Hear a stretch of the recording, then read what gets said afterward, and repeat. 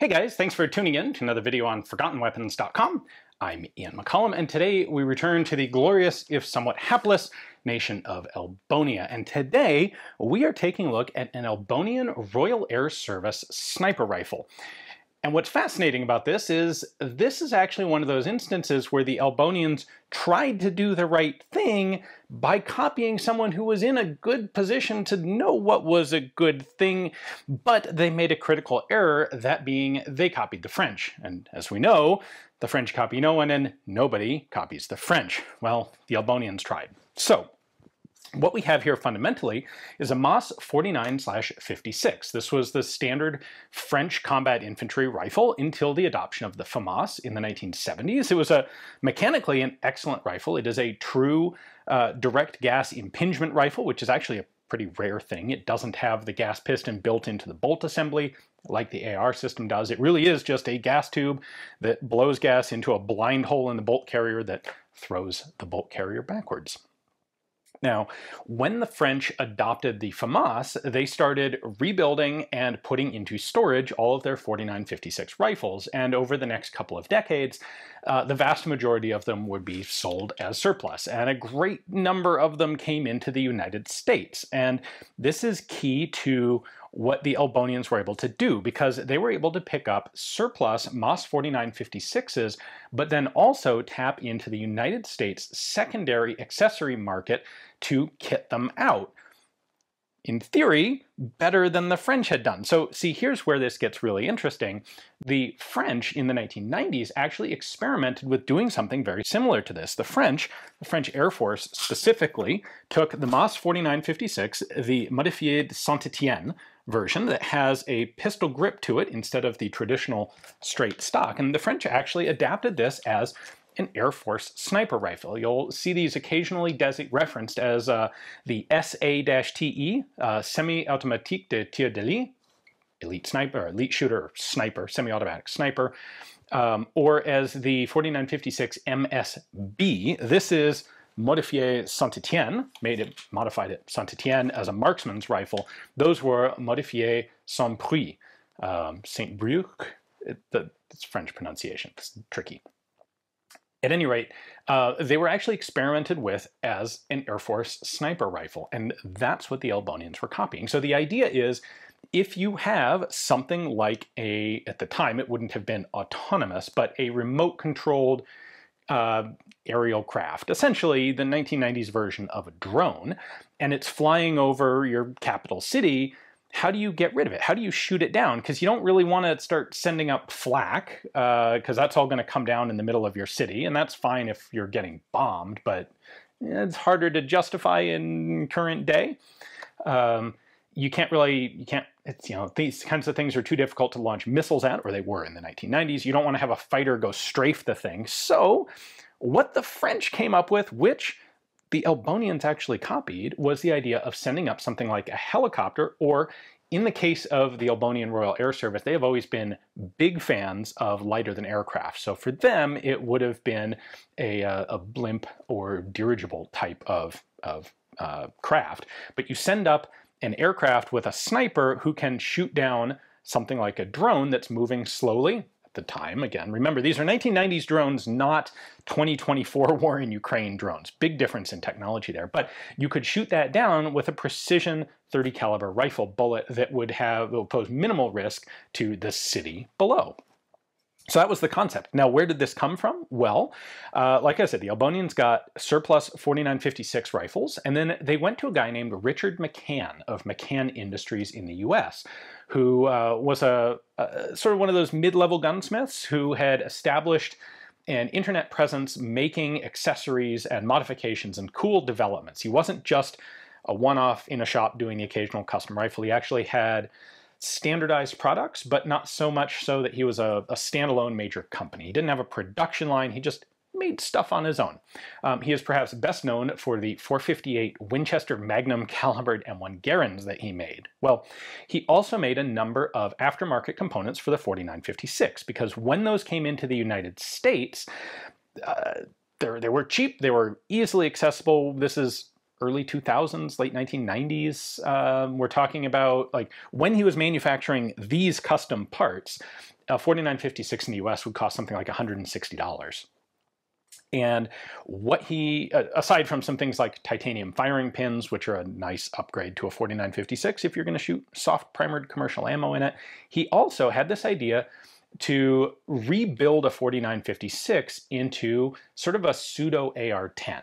At this time, again, remember the time frame we're talking about here, there aren't really a whole lot of good options for a really accurate AR-10. We have a lot more options today. The market has sort of modularized and proliferated, but at the time, AR-10 was a hard thing to get. And so what he proposed was putting together about a $1,000 package of parts that would include a brand new high quality barrel, a free float fore-end, and a pistol grip and AR stock adapter for the back end of the rifle. And these went on sale. These were listed on McCann's website starting, I believe, in 2000 or thereabouts. They were discontinued from his website in 2008 and dropped from it by 2009. And this whole time, it was always like a coming soon process. And it turns out that was because the full capacity of McCann's workshop in manufacturing these aftermarket accessories for the 4956 was taken up selling them under contract to Elbonia. So let me show you up close exactly what he was making here. At its core, this is a Moss model 1949/56. The way these were originally marked was caliber 7.5. When Century converted them to 7.62, they overstamped the 5 with a 6, added the 2, and then also stamped 308 below it. That's the original serial number. This indicates that the gun was Arsenal refurbished in 1983, when it was then put into storage before eventually being sold as surplus. Now originally, a 4956 had a wooden stock here, and McCann replaced that wooden stock with a rather intricate machined aluminum lower assembly. So let me start by showing you that, and then we'll get to the front end of the gun. I have to field strip the rifle to take this off, so there's a little lever, spring-loaded catch right down there. You can see the serrations. Normally, you can just grab that with your thumb, but the McCann buttstock gets in the way. So I push that down, and then I can lift the top cover off. Just for kicks here, I'm going to go ahead and pull the bolt and bolt carrier out as well. And we'll take the magazine out. Now, the French originally were not really supposed to take the stocks out of these rifles. So the screws were staked in place, and you can see that one's been restaked a couple times. For McCann's system, it is no longer staked at all. So I can just take this screw off. All right, with that screw out, this just pivots off the bottom of the rifle. Now, McCann's lower has the trigger guard, basically all the trigger components integral into this lower. On the original 4956, they did not. So on the original rifle, I have a screw at the back that holds the fire control group in, and that's modular, and it just comes out like so. That's what you've got here. Then I would take off the top of the rifle, and I could undo the screw that's going to come down into here that holds the stock in place, but there's no need to take the stock off of this one. Now, the fire control components in this are all the same parts that were in the original 4956 rifles. So they line up like so. What McCann did is he made this as a machined aluminum component. Maybe eventually this could have been cast, but these were definitely machined. You can actually see the machining marks in it. Now up here you can see there is a rail, or there's a groove on either side right there. The way McCann did this was take the original fire control parts, take off the trigger guard, and mill away a bunch of the material on this original trigger housing, and leave it with a rail on either side that would then slide into his aluminum housing. That screw right there drops into a new hole located approximately here that holds this whole assembly in place. He then took all of the components out and repinned them through his lower. You'll notice this is actually the same safety lever that we have on the original rifle. It's just been refinished into a nice black oxide. The whole thing was finished in a black oxide. He actually marked in little tiny letters, safe right there, and fire right there. This is set up to take any standard AR pistol grip. Let me just take this one off. There we go. So AR grip goes on the adapter right there. Same thing, it's got a buffer tube threaded for a buffer tube straight off an AR so that you can put any AR stock on it. This just has a sort of cheesy plastic M4 style collapsing stock. And then the front end here is machined to just hook right into the receiver of the 4956 right there. So super easy.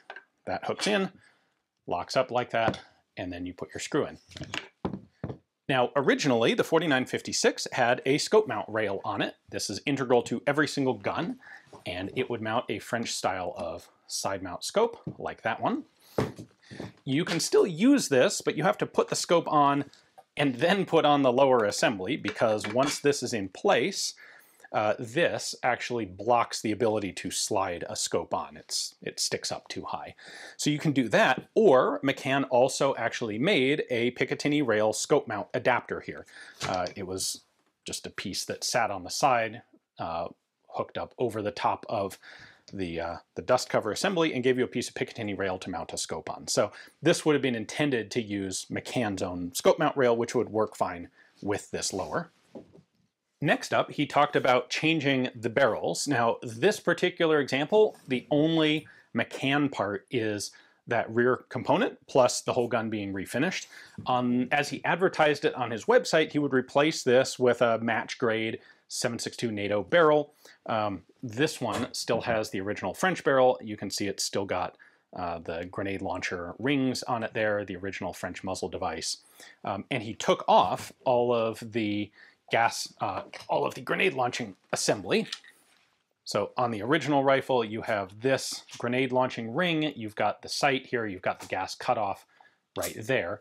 That all went away. And in place, this particular one has a super cheap, like airsoft, if that, grade UTG aluminum quad rail on it. I will take this off to show you. It's going to be a whole lot of hex screws. All right, I've got all of those out.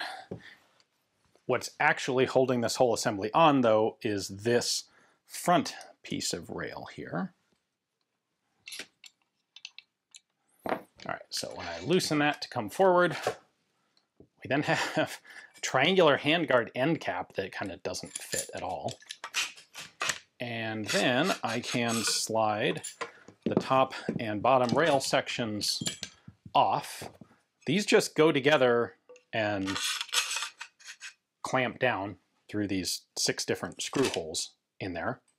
Up the gas block here, the gas cutoff has been removed. Once again, it originally looked like this with a gas cutoff on it, and the pin that holds the gas cutoff lever in place has been removed and just plugged up with a pair of set screws. So this is, of course, set in the operating mode, not the cutoff mode. We then have the standard 4956 gas tube. This is a true gas impingement gun, meaning that the gas tube comes to here and it just vents out the back. And that gas blows into this blind chamber on the front of the bolt carrier, right there, and it pushes the bolt carrier back, which causes the rifle to cycle. Unlike the AR, there is no gas piston system built into the bolt carrier itself. It's true gas impingement. So the whole gas system has been left alone, but he did obviously take the gas tube out enough to put on, or someone did, to put on this AR handguard ring, which does not need to be there. That's only there to fit a set of handguards, and it's sort of jammed in place on a piece of rubber bushing. And that is what our UTG handguard here actually hooks into. So it sits in place like that. And the accuracy of the rail on this handguard comes entirely from this being clamped to the lower, and then the whole thing pushed backwards on in tension by this front block, and then just clamped down against the barrel. Oh, and of course, this was the cross pin for the grenade launcher sight. This assembly, as well as the actual rifle front sight, and that's all been removed as well. Now, the rifle that's on McCann's website is shown with a proper free float tube, and if he was replacing the barrel, it wouldn't have been that difficult to set something up here where the handguard tube was properly free floated, clamped to the, mounted to the barrel or the receiver.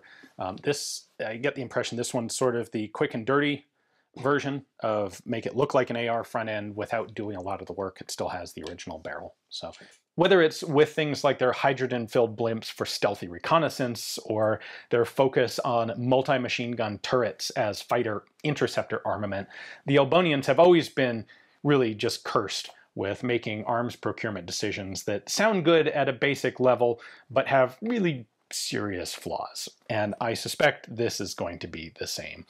It's one of those projects where it seems like they saved money by using surplus rifles and adapting them to use more common parts. But in reality, is $1,000 at a time when the base rifle cost $160, was that was that a wise use of limited procurement dollars? Probably not. We would see that while the French experimented with this concept, they never fully adopted it themselves. And so Elbonia's plan to copy the French and then just take it that much farther didn't go well. Now, since we do have this, we're going to go ahead and take it out to the range and at least see if it works, see if their extended magazines work, see how the overall system handles. All right, so this didn't have an optic on it, so I went ahead and threw on an EOTech. I figured the French like EOTechs, and frankly, if we are going to be trying to shoot at something moving from a moving aerial platform, an EOTech's certainly far from the worst choice you could make. Now, we're going to take this converted FAL mag, 20 round FAL mag, and see if it actually works. We'll see if the rifle actually works, the 308 conversion, the magazine, all of it. All right, here we go.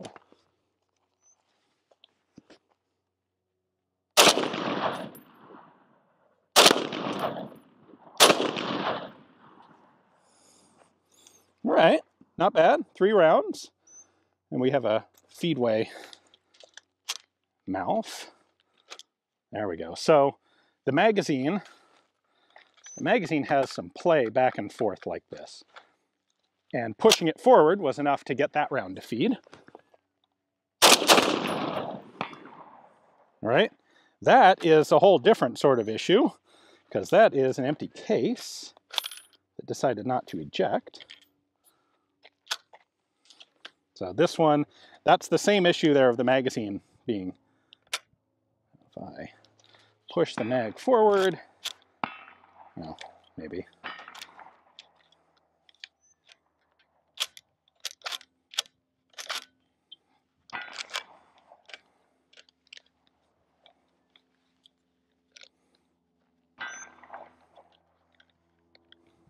Try that again.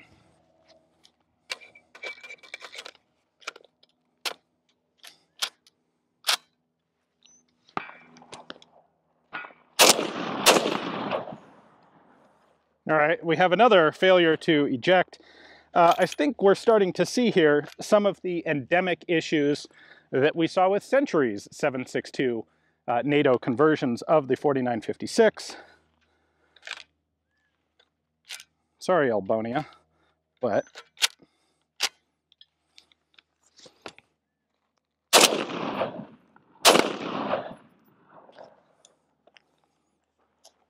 all right, so there you go. Not the worst Elbonian rifle performance we've yet seen. So hopefully you guys enjoyed the video. A big thanks to the viewer who loaned this rifle to me to film for you guys. It is shocking how close this story is to actually a real story. And if you feel some sympathy for the poor, much neglected, unfortunate Royal Air Service of Elbonia, consider picking up one of their patches or t-shirts, available now over at Varusteleka. Links in the description text below. Thanks for watching.